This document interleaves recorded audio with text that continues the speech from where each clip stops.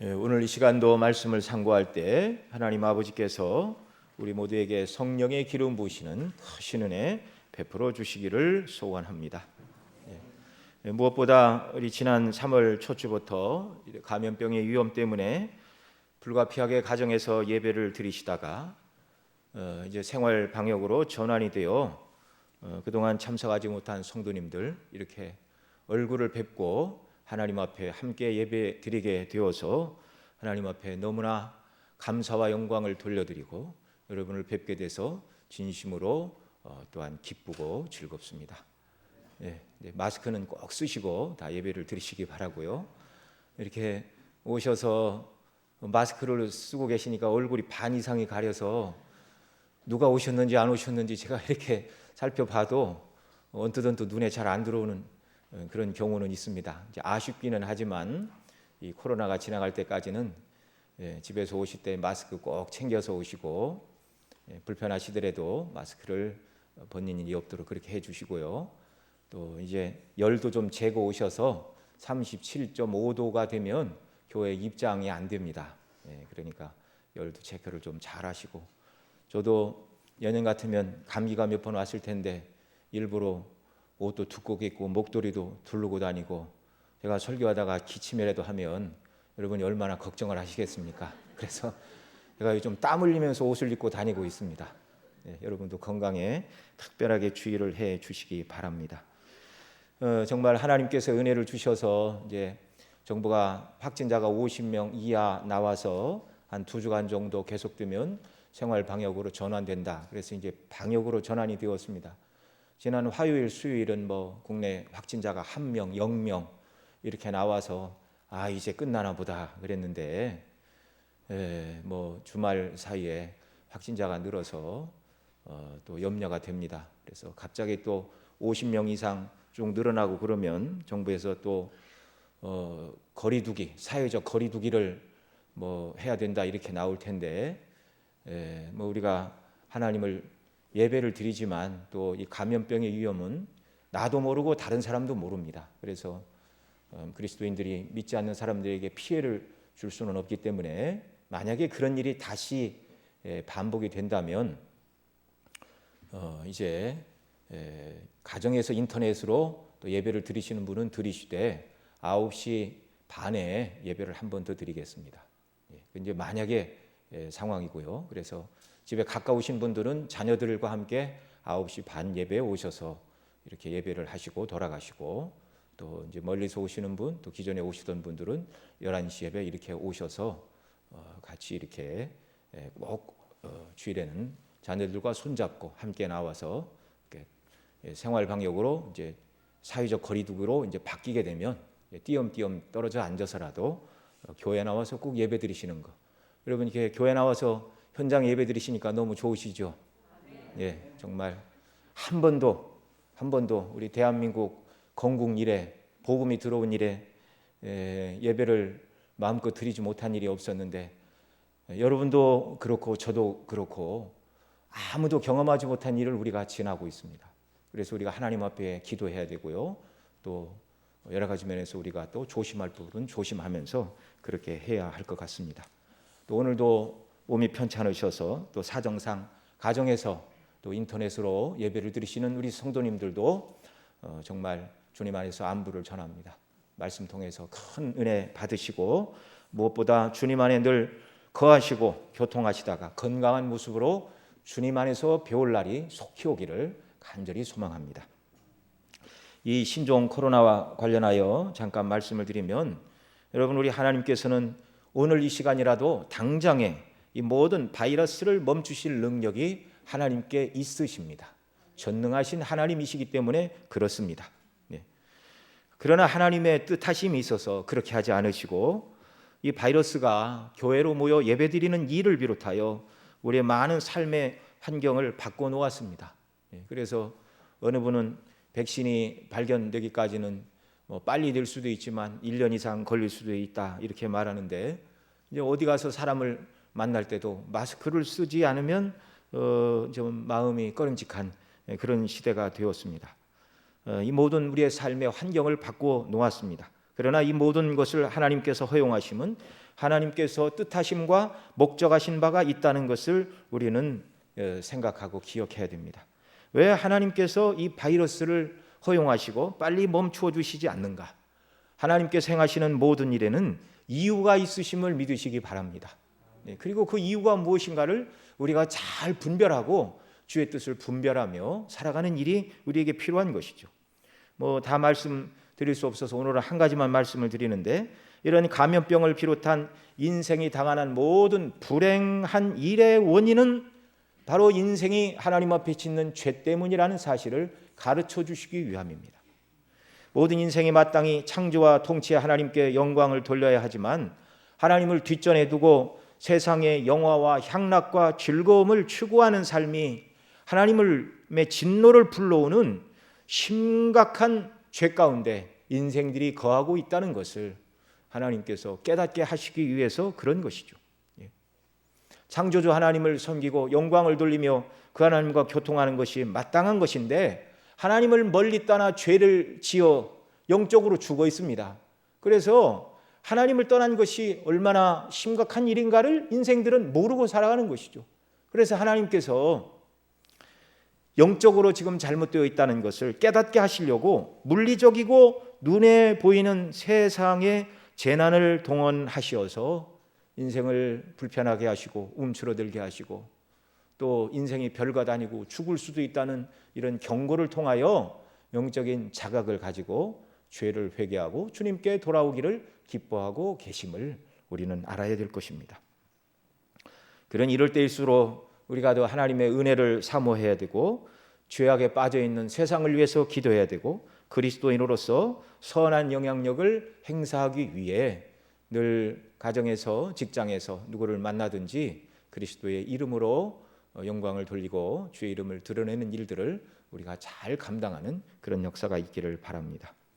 오늘 본문 말씀으로 돌아와서요. 오늘 본문 출애굽기 3장 11절로 22절 말씀을 봉독해 드렸는데 앞 구절 1절로 10절은 이제 앞 시간에 말씀을 드렸습니다. 그 간략한 내용은 모세가 미디안 광야로 들어가 그 장인 이드로의 양무리를 친 지 40년이 지난 후에 하나님께서 모세를 떨기나무 불꽃 가운데 부르셨습니다. 그리고 말씀하셨지요.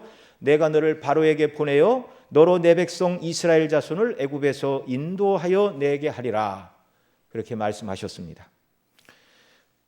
이 말씀을 듣고 모세는 정말 하나님 오래도 기다리게 하셨습니다. 어떻게 40년을 광야에서 살게 하십니까? 내가 이 날이 오기를 얼마나 간절히 원했습니까? 가겠습니다. 그렇게 말했나요? 그렇지 않습니다. 자신의 무능함을 철저히 깨닫는 것이 광야 40년 기간이었고 모세의 대답은 오늘 우리가 읽은 대로 11절 말씀 다시 한번 읽습니다. 시작. 모세가 가로되 내가 누구관데 바로에게 가며 이스라엘 자손을 애굽에서 인도하여 내리이까. 아멘.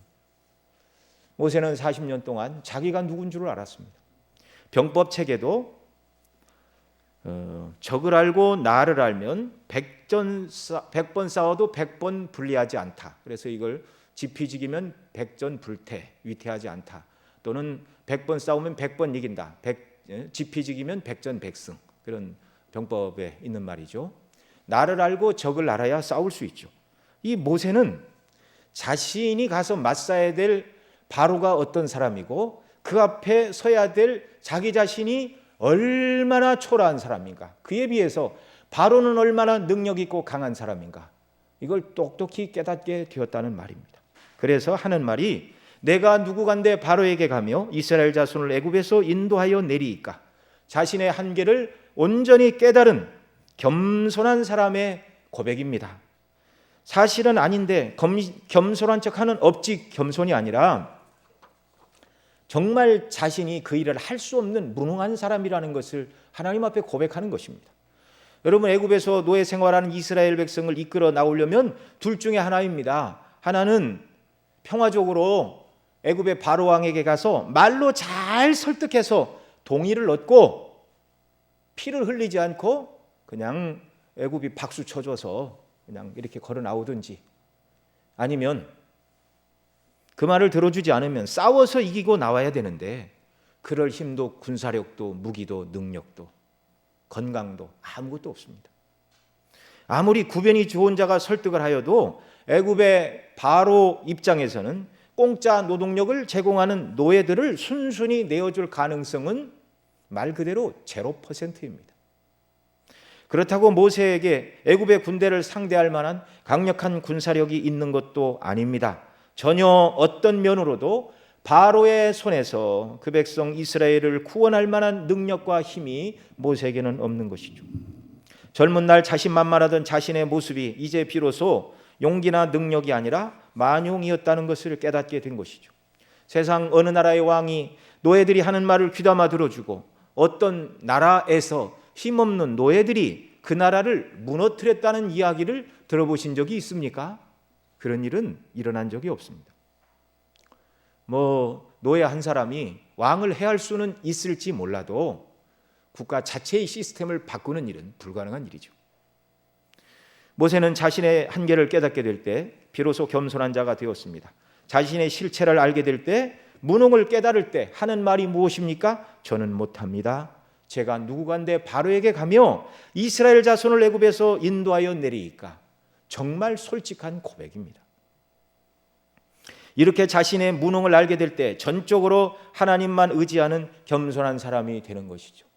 저와 여러분이 정말 우리 자신의 연약함을 깨닫고 날마다 모든 면에서 하나님을 의지하는 귀한 역사가 있으시기를 바랍니다. 또는 하나님께서 우리의 행하는 범사의 일에 복을 주시어 어떤 일이 잘 된다 할지라도 그것이 나의 능력과 나의 힘으로 된 것이 아니라 하나님의 돌보신 은혜와 긍휼 가운데 되어지는 일임을 고백하고 하나님 앞에 감사하는 역사가 있기를 바랍니다. 하나님께서 긍휼을 거두어 가시는 순간 우리 모두는 아무것도 아니라는 것을 알아야 됩니다. 이렇게 겸손한 모세를 찾아오시어 하나님은 너를 바로에게 보내 내 백성 이스라엘을 구원하게 하리라 말씀하고 계십니다. 이를 통하여 하나님은 출애굽의 역사가 모세 개인의 힘도 아니고 또한 이스라엘 백성들 전체의 능력도 아닌 오직 그 조상 아브라함, 이삭, 야곱과 언약하신 하나님, 아브라함에게 내 자손이 이방에 객이 되어 40년 동안 머물다가 다시 돌아오게 되리라. 재물을 이끌고 돌아오게 되리라. 창세기 15장에 말씀하신 대로, 언약하신 대로 하나님께서 지금 모세를 붙들고 그 약속을 이루어 주시겠다고 말씀하고 계신 것입니다. 그래서 하나님은 모세를 찾아오셔서 12절에 이렇게 말씀하십니다. 12절 말씀 또 같이 읽습니다. 하나님이 가라사대 내가 정녕 너와 함께 있으리라. 내가 백성을 애굽에서 인도하여 낸 후에 너희가 이 산에서 하나님을 섬기리니 이것이 내가 너를 보낸 증거가 되리라. 아멘. 하나님 뭐라고 말씀하시죠?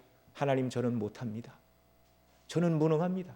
제가 무엇인데 바로에게 가고 이스라엘 백성을 애굽에서 인도하겠습니까? 그런 모세에게 하나님 말씀하십니다. 내가 정녕 너와 함께 있으리라.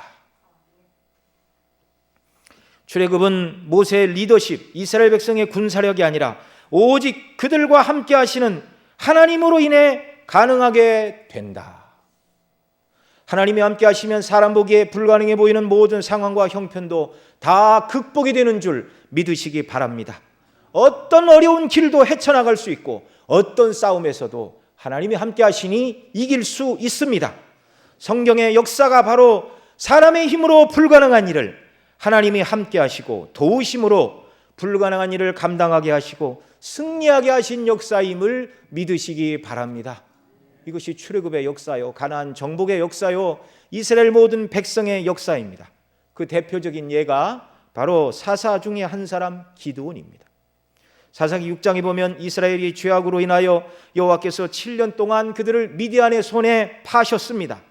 그러자 미디안이 와 곡식을 추수할 때가 되면 약대를 다 끌고 와서 추수한 곡식을 빼앗아 가고 곡식을 다 뜯어먹고, 그래서 백성들이 미디안을 두려워하여 산에서 구멍과 굴과 산성을 자기를 위하여 만들고 거기 숨어 거하였습니다. 추수 때가 되면 미디안이 쳐들어와 모든 것을 싹 쓸어가자 숨어서 추수를 하였습니다. 기드온도 그런 사람 중에 하나였죠. 기드온이 미드안을 두려워하여 밀을 포도주 틀에서 숨어서 추수할 때에 여호와의 사자께서 그에게 나타나시어 말씀하셨습니다. 큰 용사여, 여호와께서 너와 함께 계시도다. 이 말을 들은 기드온은 어안이 벙벙하였습니다. 큰 용사여, 여호와께서 너와 함께 계시도다. 가서 내 힘을 의지하고 이스라엘 자손을 미디안의 손에서 구원하라. 기드온이 생각할 때 이 말은 정말 현실을 너무 모르고 하시는 말씀이었습니다. 기드온이 뭐라고 그러죠? 자기 집은 므낫세 중에 극히 약하고 자기도 아비의 집 중에서 제일 작은 자인데 어떻게 나같이 연약한 사람이 미디안의 손에서 이스라엘을 구원할 수 있다는 말인가? 어떻게 하나님이 나같이 무능하고 미천하고 연약한 미디안을 두려워하여 포도주 틀에 숨어 밀을 추수하는 나 같은 평범한 농부를 향하여 큰 용사여 부르시고 내 힘을 의지하고 가서 미디안의 손에서 이스라엘을 구원하라고 말씀하시는가? 인간 기드온은 그럴 만한 사람이 아니었습니다. 오늘 본문의 모세도 마찬가지죠. 모세 나이 40에 애굽의 학문을 다 배워 말과 행사에 능할 때, 건강이 있을 때 불가능한 일이 그 백성을 이끌어내는 일이었습니다. 하나님께서 기드온에게 큰 용사라고 부르시고 미디안의 손에서 이스라엘을 구원하라고 하신 것은 왜 큰 용사라고 부르시는가? 그 다음 말씀이죠. 큰 용사요. 왜 그를 큰 용사라고 부르셨죠? 여호와께서 너와 함께 하시도다. 여호와께서 함께 하시니 별 볼 일 없는 농부 기드온도 큰 용사로 하나님께서 붙들어 쓰셨습니다. 아무리 미약해 보이는 사람도 하나님께서 함께 하시면 강한 사람이 됩니다. 그 누구도 이길 수 없는 능력자가 되는 것이죠. 바로 그와 함께 하시는 하나님 때문에 모세에게 내가 바로에게 가서 이 백성을 애굽에서 구원하여 내라고 말씀하시는 이유도 모세가 40년 광야에서 준비를 철저히 했기 때문이 아니라 하나님 뭐라고 그러시죠? 내가 정녕 너와 함께 있으리라고 말씀하신 하나님께서 친히 모세를 붙들고 모세를 통하여 그 조상 아브라함에게 약속하신 언약대로 이룰 것이니 두려워 말고 나를 의지하고 가라는 말씀입니다. 아브라함과 이삭과 야곱과 더불어 맺으신 언약을 기억하시고 고역으로 인하여 부르짖는 백성의 소리를 들으신 하나님께서 친히 약속하신 그 언약을 이루어 가고 계십니다. 출애굽의 초점은 모세가 훌륭하고 잘나서 이룬 것이 아니고 하나님이 이루셨음을 성경은 증거하고 있습니다. 그런데 영광스러운 일은 그 일을 하나님께서 지금 모세를 불러 사용하고 계신다는 사실이죠. 여러분, 하나님께서 함께 하시면 안 되는 일 없습니다. 불가능한 일이 없습니다. 모든 것은 하나님의 뜻대로 되어지는 것이죠. 이 하나님이 그리스도 예수 안에서 저와 여러분의 하늘에 계신 아버지 하나님이 되십니다.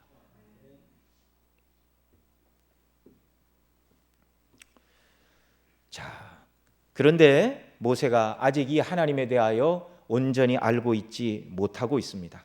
모세 오경을 모세가 썼지만 부르심을 받은 다음에 성령의 감동 가운데 모세 오경을 기록했죠. 그러니까 광야에서 부르심을 받을 당시에 모세는 하나님에 대한 이해가 온전하지 못한 상태였다는 말입니다. 이 전능하신 하나님, 이 하나님이 얼마나 능력 많으시고 하나님이 함께 하시면 모든 일을 이룰 수 있다는 것을 아직 모세는 확신하지 못하고 있습니다. 계시가 점진적으로 이루어지고 있기에 모세뿐만 아니라 당시 모든 이스라엘 백성들도 하나님이 어떤 분이신지 성경이 말한 대로 하나님은 자존하시고 자족하시고 영원하십니다. 전지전능하시고 무소부재하신 능력의 하나님이십니다. 거룩하시고 의로우시고 도덕적이고 윤리적으로 홀로 완전하신 하나님이십니다. 뿐만 아니라 택한 백성을 구원하심에 있어서 국률이 풍성하시고 인자하시고 선하심과 자비하심이 무한하시고 무궁하시고 불변하신 분이십니다. 그런데 아직 모세는 여기까지 다 알고 있지 못한 것이죠. 하나님께서 아직 온전히 모세에게 하나님 자신의 영광을 다 드러내시지 않으셨기 때문입니다. 호렙산 떨기나무 불꽃 가운데 모세는 자신과 더불어 말씀하시는 하나님이 누구신지 지금 배워가고 있는 것입니다. 처음부터 모세가 하나님이 어떤 분인가를 온전히 알았다면 그 말씀을 듣고 절대로 주저하지 않았을 것입니다. 이사야 9장 7절에도 보면 영원히 정의와 공의로 그것을 보존하실 것이라 만군의 여호와의 열심히 이를 이루시리라. 또 이사야 37장 32절 또 하반절에도 만군의 여호와의 열심히 이를 이루시리라. 이 두 번 다 그리스도 안에서 이스라엘을 구원하실 것을 예언의 말씀을 주시면서 만군의 여호와의 열심히 이를 이루리라 이렇게 말씀하시죠.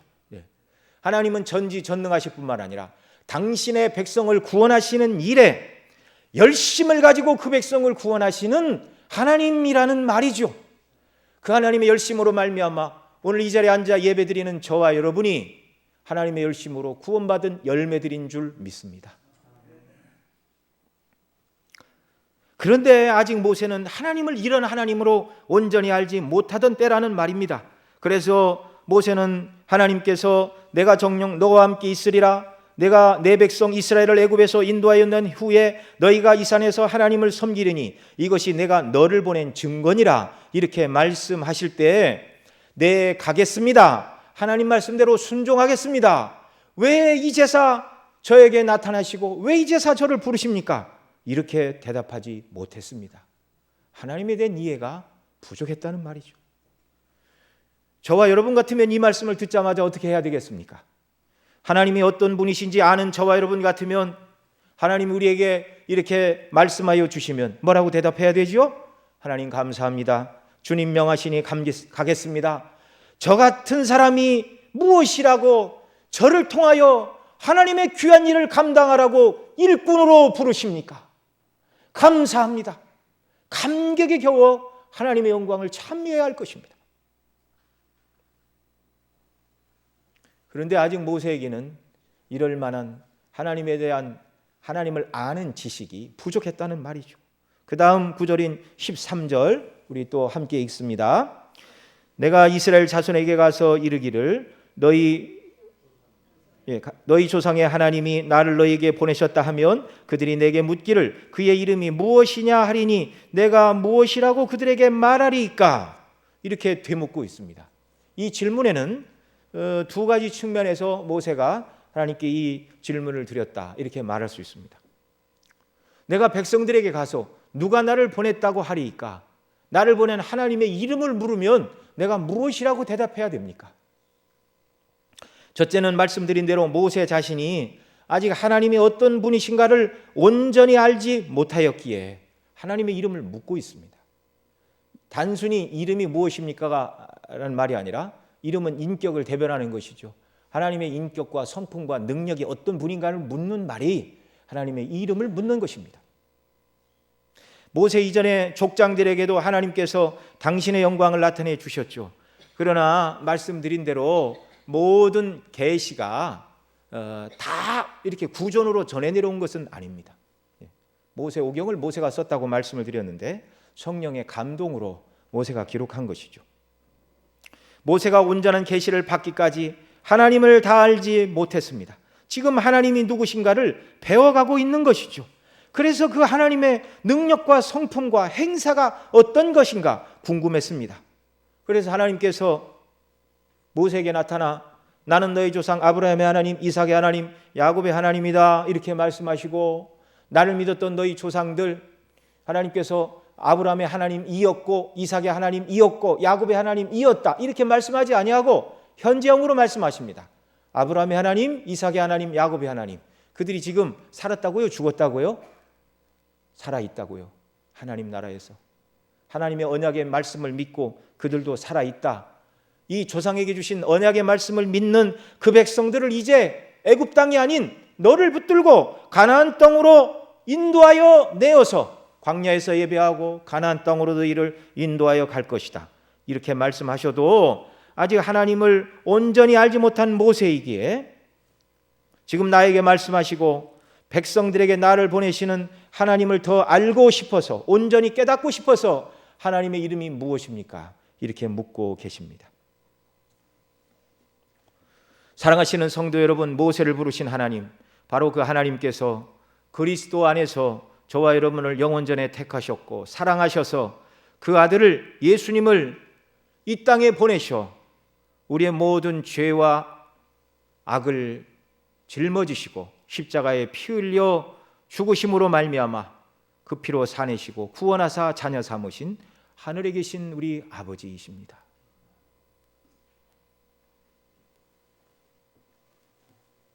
성도 개개인의 신앙 생활에 있어 우리를 부르시고 죄에서 구원하사 자녀 삼으시고 영원토록 영광 가운데 영생을 누리게 하실 이 하나님을 온전히 아는 것, 그 하나님을 온전히 깨닫는 것, 그 하나님을 말씀대로 순종하여 하나님을 체험하며 순례길을 살아가는 것보다 더 중요한 것이 없음을 여러분 믿으시기 바랍니다. 저와 여러분의 모든 믿음과 헌신과 충성과 주를 위한 모든 섬김과 열정, 바로 그리스도 안에서 우리를 사랑하시고 그 아들을 내어주시고 그 아들의 피로 우리 죄를 구속하사 자녀 삼으신 하나님이 누구신가를 온전히 깨달을 때 우리의 믿음도 우리의 헌신도 우리의 충성도 주를 위한 섬김과 열정도 날마다 더해 가는 줄로 믿습니다. 그래서 저와 여러분은 모세처럼 날마다 하나님을 배우고 또 배우고 배워서 얼마나 하나님이 크고 영광스럽고 존귀하신 분인지를 알아야 하는 것입니다. 성경을 읽고 말씀을 들어서 알고 또한 그 말씀에 순종하는 자들에게 주시는 은혜 가운데 저와 여러분이 또한 하나님의 영광과 능력과 행사를 체험하게 되는 줄로 믿습니다. 그러니 말씀 듣기를 사모해야 되고 성경을 읽어야 되고 뿐만 아니라 들은 말씀대로 온전히 성령을 의지하여 순종하여 나가 하나님의 누구신가를 배우고 체험하는 역사가 우리 모두에게 넘쳐나기를 바랍니다. 그러면 되는 것입니다. 정말 우리가 섬기는 하나님이 누구신가를 아는 자는 하나님께서 내가 정녕 너와 함께 있으리라, 이 약속의 말씀이 얼마나 크고 영광스러운가를 온전히 깨닫게 되고 담대하게 세상을 살아갈 수 있게 되는 것이죠. 두 번째로 모세가 하나님의 이름을 부른 것은 그가 백성들에게 가서 나를 보내신 하나님의 이름을 뭐라고 말할까요? 라고 말한 것처럼 첫째는 자신을 하나님을 알기 위해서 하나님의 이름을 여쭈어 보았고 두 번째로는 백성들에게 하나님이 누구신가를 소개하기 위하여 하나님의 이름을 묻고 있습니다. 여러분, 모세가 하나님이 어떤 분이시냐고 묻고 있다면 다른 백성들은 더 말할 필요가 없죠. 모세보다 하나님에 대한 이해가 부족한 사람이 훨씬 더 많은 것이 사실입니다. 여호수아 24장 14절에 보면 여호수아가 가나안 땅을 정복하고 하나님께서 부르실 날이 가까이 오자 백성을 모아놓고 고별 설교를 하면서 이렇게 말합니다. 그러므로 이제는 여호와를 경외하며 성실과 진정으로 그를 섬길 것이라. 너희 열조가 강 저편과 애굽에서 섬기던 신들을 제하여 버리고 여호와만 섬기라. 만일 여호와를 섬기는 것이 너에게 좋지 않게 보이거든 너희 열조가 강 저편에서 섬기던 신이든지 혹 너희 거하는 땅 아모리 사람의 신이든지 너희 섬길 자를 오늘날 택하라. 오직 나와 내 집은 여호와만을 섬기겠노라. 여러분, 가나안 땅에 들어간 지 한참 되어서 지금 여호수아가 그 백성들을 향하여 고별 설교를 하고 있는데요, 그때까지도 강 저편 또는 애굽 또 그들이 들어간 가나안 땅에 살고 있던 아모리 사람들의 그 우상 숭배에서 이스라엘 백성들이 완전히 벗어나지 못했다는 것입니다. 너희 가운데 우상을 제하라. 약속의 땅에 들어간 백성들을 향하여 그렇게 말한다면 지금 모세 시대 애굽에 살고 있는 그 백성들이 애굽 사람들이 섬기는 수많은 우상에 얼마나 많이 노출이 되었겠습니까? 모세는 정말 하나님을 알고 싶어 했습니다. 나를 부르시고 바로에게 보내시는 하나님이 어떤 분이신지, 내가 이스라엘 백성들에게 가서 누가 나를 보냈다고 말해야 하는지, 하나님 당신의 이름을 가르쳐 주옵소서. 말씀드린 대로 이름은 인격을 대변한다고 말씀을 드렸죠. 하나님의 이름을 묻는 것은 하나님이 어떤 분이신지, 하나님의 성품과 본질을 묻고 있는 것입니다. 모세의 이 질문에 하나님은 뭐라고 대답해 주셨죠? 우리 14절 말씀 함께 같이 읽습니다. 시작. 하나님이 모세에게 이르시되 나는 스스로 있는 자니라. 또 이르시되 너는 이스라엘 자손에게 이같이 이르기를 스스로 있는 자가 나를 너희에게 보내셨다 하라. 아멘. 자, 이름을 묻는 모세에게 하나님은 당신의 영광스러운 이름을 가르쳐 주셨습니다. 하나님의 영광스러운 이름이 무엇이라고요? 나는 스스로 있는 자니라. 이스라엘 백성들에게는 스스로 있는 자가 나를 너희에게 보내셨다 하라. 스스로 계시는 분. 스스로 계시는 분. 영어로는 I am who I am 또는 I am that I am. 영어 표현으로는 나는 바로 나 자신이다. 그런 뜻이죠. 여호와라는 이름 뜻이 바로 스스로 있는 자라는 말입니다. 설명해 주신 것이죠. 나는 스스로 있는 자니라 해서 있다라는 말은요, 1인칭 미완료형 동사로서 스스로 계시는 하나님이 어떤 분이신가? 1인칭 미완료로 이런 뜻이 있습니다. 과거에도 존재했고 현재에도 존재하고 계시며 미래에도 존재한다는 말이죠. 다른 말로 바꾸면 시작도 끝도 없이 홀로 영원히 존재하시는 분. 다른 말로 바꾸면 영원 전부터 영원 무궁토록 자존하신 분이십니다. 홀로 자존하실 뿐만 아니라 아무것도 부족한 것이 없는 자족하신 분이십니다. 하나님 무엇이 부족해서 만물을 지으시고 우리를 지으셔서 하나님의 부족한 부분을 채우시기 위하여 창조하신 것이 아니고 하나님 자체로 영화로우신 분입니다. 홀로 자존하시고 자족하시고 영원하신 분. 어느 누구에 의해서 존재하는 분도 아니고 어느 누구의 도움도 필요한 분이 아닌 영원무궁토록 자존하시고 자족하신 분. 그래서 자존하시고 자족하시고 무한히 영화로우시고 능력 많으신, 그래서 하나님의 행사가 점점 성경 속에 드러나죠. 전지전능하심으로 말미암아 창조 만물을 지으셨습니다. 그 하나님의 능력과 영광으로 말미암아 세상 모든 것을 지으셨고 인생을 지으셨고 특별히 사람을 하나님의 형상을 따라 지으셨습니다. 하나님과 교통하는 영광스러운 존재로 지으신 것이죠. 그러니 당시 애굽 사람들이 섬기던 태양신, 나일광과 같은 사람들이 섬겼던 신들을 스스로 계신 하나님의 창조하신 피조물들에 불과한 것들입니다.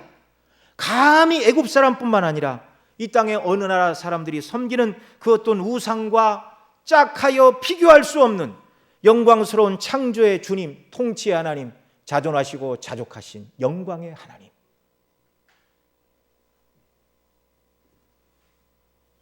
창조하신 모든 만물과 인생을 다스리시되 특별히 인격으로 창조하신 피조물인 인생들을 그 거룩하신 하나님의 뜻에 따라 율법을 주셨죠. 율법이 없는 자들에게는 양심을 주셨습니다. 이것이 하나님의 거룩하신 뜻입니다. 이 기준에 따라 심판도 하시고 구원도 하시는 전능하신 주권자 하나님. 그 하나님이란 말이 바로 나는 스스로 있는 자니라라는 말씀 속에 담겨진 의미입니다.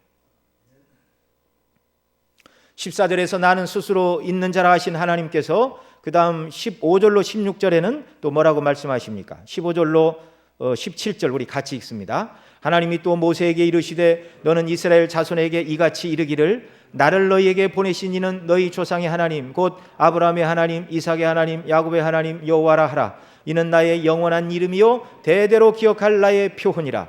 너는 가서 이스라엘 장로들을 모으고 그들에게 이르기를 여호와 너의 조상의 하나님 곧 아브라함과 이삭과 야곱의 하나님이 내게 나타나사 이르시되 내가 실로 너희를 공고하고 너희를 애굽에서 당한 일을 보았노라. 내가 말하였거니와 내가 너희를 애굽의 고난 중에서 인도하여 내어 젖과 꿀이 흐르는 땅 가나안 족속 헷 족속 아모리 족속 브리스 족속 히위 족속 여부스 족속의 땅으로 올라가게 하리라 하셨다. 아멘.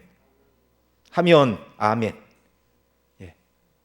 스스로 계신 전능하신 하나님, 역사와 만물을 통치하신 그 하나님, 하나님이 지금 당신의 거룩하신 이름을 걸고 말씀하십니다. 나는 이런 하나님이다. 내가 너희 조상에게 약속한 대로 너희를 이끌어 약속의 땅, 젖과 꿀이 흐르는 가나안 땅으로 들어가게 하리라. 하나님 약속하신 대로 이루셨습니까? 이루지 않으셨습니까? 이루셨죠. 그리스도 안에 있는 저와 여러분을 그리스도의 피로 씻고 정결케 하사 너는 흠없는 내 아들이다, 내 딸이다. 하나님 우리에게 선언하셨음을 믿으시기 바랍니다. 그리고 장차 이루어질 영광스러운 하나님 나라에 그리스도를 믿는 저와 여러분 모두가 영광스러운 나라에 들어가 영원토록 하나님을 찬미하며 영광을 돌리게 될 것입니다. 이 땅의 삶은요, 그 과정입니다. 그러니 한시도 저와 여러분이 들어갈 그 영광의 나라 천국에 대해서 초점을 잊지 말고 주님 배울 나를 바라보며 전능하신 하나님의 능력을 의지하고 이 땅을 살아야 하는 것이죠.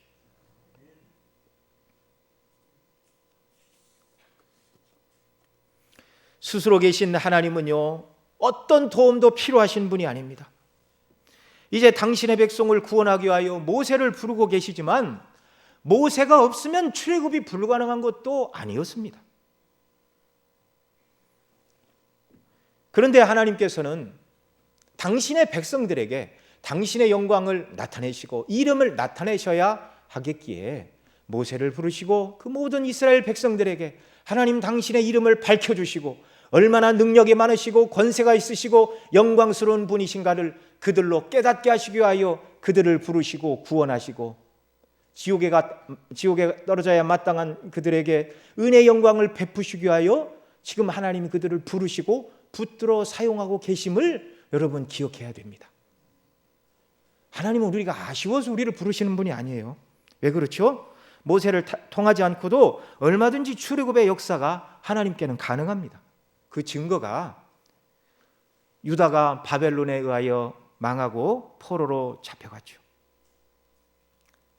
그런데 바벨론에서 돌아올 때 하나님께서 이스라엘 백성 가운데 누구를 불러서 다시 출바벨론, 바사가 나라가 바뀌었으니까 바사국에서 누구를 인도하여 나오게 하셨습니까? 사람이 아니죠. 바벨론, 이스라엘 백성을 포로로 잡아간 바벨론을 바사왕 고레스를 통하여 바벨론을 무너뜨리게 하시고 그 다음에 그 바사왕 고레스의 마음을 하나님께서 감동하사 조서를 내리게 했습니다. 너희 이스라엘 백성들은 고토로 돌아가 성전을 재건하고 너희 하나님 여호와를 섬기라. 이스라엘 땅 주변에 있는 모든 총독들은 이스라엘 백성들이 성전을 건축하는 데 필요한 목재와 석재 필요한 것을 요구하는 대로 다 내어주라. 출애굽도 마찬가지입니다. 모세가 없으면 출애굽이 불가능한 것이 아닙니다. 하나님께서 얼마든지 애굽의 바로에게 나타나시어 말씀하시고 두렵게 하시면 그날 당장 출애굽은 가능한 일이었습니다. 그런데 그렇게 하지 않으시고 모세를 불러 당신의 영광을 나타내시고 모든 백성들에게 언약하신 하나님이 누구신가를 드러내게 주시고 그들로 하여금 하나님을 신뢰하며 하나님의 뜻에 순종하며 살아가는 백성들로 부르고 계시다는 사실입니다. 이 영광과 능력의 하나님께서 오늘 저와 여러분을 또한 불러 귀한 사명 감당하라고 맡기신 영광과 은혜의 하나님이심을 믿으시기 바랍니다. 하나님께서 저같이 부족한 사람을 설교자로 부르신 것은요, 너무나 큰 은혜입니다. 날마다 정말 하나님의 영광스러운 말씀을 바로 증거하지 못해서 늘 아쉽고 아쉬울 뿐이지만 저같이 무능하고 부족한 인생을 하나님께서 설교자로 부르셨고 저에 비해서 우리 장로님들은 참 능력 많으시고 존귀하신 분들인데 우리 장로님들 생각하실 때 하나님께서 나를 불러 쓰실 만한 능력 있는 사람이니 장로로 불렀다 그렇게 생각하셔도 좋지만 그러나 하나님께서 나를 긍휼히 여기셔서 하나님의 영광스러운 일을 감당하는 교회의 장로로 집사로 권사로 교사로 구역장으로 성가대원으로 이 모양 저 모양 불러주셨음을 인하여 하나님 앞에 감사하며 감격하는 역사가 있기를 바랍니다. 하나님께서 우리에게 주신 직임과 책무와 사명은 무거운 짐이 아니라 하나님의 은혜의 축복임을 기억하시기 바랍니다. 이 일을 감당하면서 하나님의 능력과 은혜를 더 경험하게 하시고 엎드려 기도하게 하시고 하나님은 말씀하신 대로 이루어 가시는 분이십니다. 여러분 18절로 22절 말씀 다시 한번 더 읽겠습니다. 그들이 내 말을 들으리니 너는 그들의 장로들과 애굽 왕에게 이르기를 히브리 사람의 하나님 여호와께서 우리에게 임하셨은즉 우리가 우리 하나님 여호와께 희생을 드리려 하오니 사흘 길쯤 광야로 가기를 허락하소서 하라. 내가 아노니 강한 손으로 치기 전에는 애굽 왕이 너희의 가기를 허락지 아니하다가 내가 내 손을 들어 애굽 중에 여러 가지 이적으로 그 나라를 친 후에야 그가 너희를 보내리라. 내가 애굽 사람으로 이 백성에게 은혜를 입게 할지라. 너희가 갈 때 빈손으로 가지 아니하리니 여인마다 그 이웃 사람과 및 자기 집에 우거하는 자에게 은폐물과 금폐물과 의복을 구하여 너희 자녀를 꾸미라. 너희가 애굽 사람에게 물품을 취하리라. 아멘. 이 말씀하신 대로 5장에서 13장까지 출애굽의 역사, 처음에는 보내지 않을 것이니 내가 내 손을 들어 애굽을 치기 전에는 허락지 아니하리라. 그의 이제 애굽 사람을 치는 역사가 5장에서 11장까지 계속됩니다. 10가지 재앙. 그리고 12장에서 손을 바짝 들고 출애굽의 역사가 일어나지요. 그리고 이제 그 13장에 보면 이스라엘 백성들이 유월절 지내고 나올 때마다 애굽 사람들에게 은금, 폐물, 의복을 구하니 다 주었습니다. 여러분, 노예로 있다가 나가는 자들에게 은금, 폐물, 제가 몇 달 전에도 설교한 것 같은데요. 네. 은금, 폐물, 주인이 달라면 노동의 값으로 치워준 것이 아니라 하나님이 이기셨고 하나님이 이기신 승리에 이스라엘이 함께 승리해서 전쟁에 승리한 자들이 적군의 노략품을 탈취해 가는 것처럼 이스라엘이 애굽의 은과 금과 폐물을 가지고 나왔다는 것입니다. 약속하신 대로 이루신 하나님, 언약하신 대로 이루시는 하나님, 그 하나님이 그리스도 안에서 저와 여러분의 하나님이십니다. 모세에게는 당신 자신을 스스로 계신 분으로 드러내신 하나님께서 우리에게는 어떤 하나님으로 나타내 주셨습니까? 요한복음에 보면은 예수님께서 나는 무엇이다 라는 표현을 7번 하셨습니다. 나는 생명의 떡이다. 나는 세상의 빛이다. 나는 양의 문이다. 나는 선한 목자다. 나는 부활이요 생명이다. 나는 길이요 진리요 생명이다. 7번째는 나는 참 포도나무다.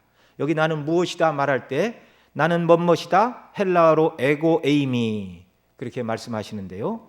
이 말이 구약에 바로 나는 나다. 나는 스스로 있는 자다.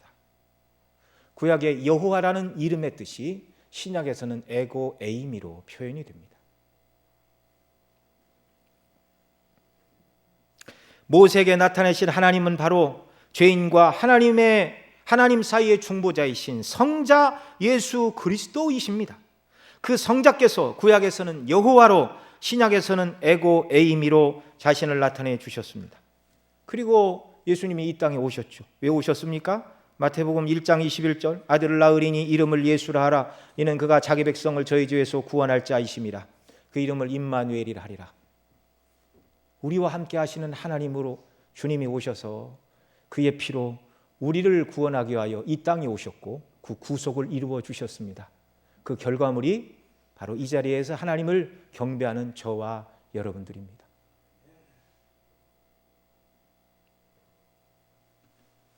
그런데 이 하나님이 친히 오셔서 우리를 십자가에서 구원하고 구속하셨을 뿐만 아니라 또 우리와 함께 하시겠다고 말씀하고 계십니다. 스스로 계신 여호와 에고 에이미로 자신을 드러내신 우리 주님이 오늘도 저와 여러분과 함께 하심을 믿으시기 바랍니다. 히브리 13장 5절에 돈을 사랑치 말고 있는 바를 족한 줄로 알라. 그가 친히 말씀하시기를 내가 과연 너희를 버리지 아니하고 너희를 떠나지 아니하리라. 아멘. 세상에서 때로 우리가 아무것도 가진 것이 없는 자 같으나 그러나 저와 여러분에게 하나님이 함께 하심을 믿으시기 바랍니다. 그러니 때로 경제가 어려워도 우리는 염려하고 두려워할 것이 없습니다. 우리는 절대로 망하지 않습니다. 돈을 사랑하지 말고 있는 바를 족한 줄로 알라. 그가 친히 말씀하시기를 내가 과연 너희를 버리지 아니하고 너희를 떠나지 아니하리라. 임마누엘의 축복으로 내가 너와 함께하리라 말씀하신 모세에게 말씀하신 그 하나님이 오늘도 성령님으로 저와 여러분과 날마다 함께하심을 믿으시기 바랍니다. 그러니 상황이 어렵고 우리를 엉두른다 할지라도 낙심하거나 좌절하지 말고 우리와 함께 하시는 주님을 의지하시고 주님께 기도하시고 주님께 아뢰시는 역사가 있기를 바랍니다. 그럴 때에 상황이 어찌할 수 없는 평강으로 저와 여러분을 지키시는 하나님의 은혜를 우리에게 경험하게 하실 줄로 믿습니다. 이렇게 살아가는 것이 그리스도인이고요. 또 한 군데 마태복음 28장 20절에 이렇게 말씀하십니다.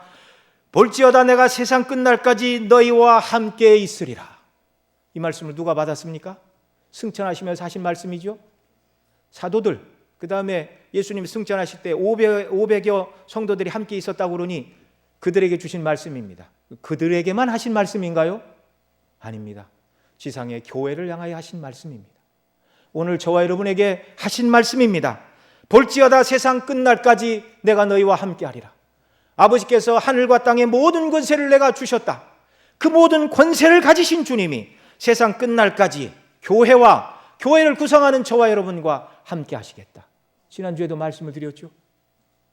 그러니 전능하신 능력의 하나님, 스스로 계신 하나님이 나와 함께 하시고 교회와 함께 하신다. 그러면서 무엇을 부탁하셨습니까? 모든 족속으로 제자를 삼아 아버지와 아들과 성령의 이름으로 세례를 주고 내가 너희에게 분부한 모든 것을 지키게 하라. 우리와 함께 하시는 하나님은요, 우리가 복음대로 살기를 원하고 복음의 은혜에 합당하게 주님과 교통하기를 원하고 뿐만 아니라 받은 이 복음의 은혜를 하나님은 우리가 증거하기를 너무너무 원하고 계시다는 사실을 마음에 새기는 역사가 있기를 바랍니다. 오늘도 헌금을 드리며 구별하여 이렇게 선교 헌금을 드리시고 그렇게 하셨는데요, 정말 이런 일들 하나님께서 기뻐하시는 일입니다. 이 일을 하라고 교회를 세우셨고 나를 구원해 주셨고 이 하나님의 능력을 의지하여 하나님의 함께 하심을 맛보라고 스스로 계신 하나님이 성령으로 우리에게 내주하시고 우리에게 복을 주심을 믿습니다. 이 하나님을 날마다 믿으시고 확신하시고 즐거워하며 하나님이 원하시는 일에 우리 자신을 온전히 드리고 우리 교회가 힘과 역량을 집중해서 하나님의 말씀을 가르치고 후세들을 복음으로 바르게 가르치고 복음을 모르는 사람들에게 복음을 가르치는 이 일을 스스로 계신 하나님을 힘입어 성령의 능력을 힘입어 온전히 감당하는 우리 교회 저와 여러분 모두가 되시기를 소원합니다. 기도하시겠습니다. 아버지 하나님 고맙고 감사합니다. 모세에게 나는 스스로 있는 자니라 말씀하신 하나님, 임마누엘로 우리에게 오셨고 세상 끝날까지 우리와 함께 하시겠다 약속하신 우리 주님, 이 하나님을 온전히 알아가게 하여 주옵소서. 하나님을 날마다 배우게 하여 주옵소서. 말씀대로 순종함으로 말미암아 말씀하신 하나님이 언약대로 이루심을 체험하며 살아가면 우리 귀한 모든 성도님들 다 되게 하여 주시고 우리로 말미암아 주의 존귀하고 영광스러운 이름이 드러나고 빛나는 역사를 허락하여 주옵소서. 우리 구주 예수님의 이름으로 기도드리옵나이다. 아멘.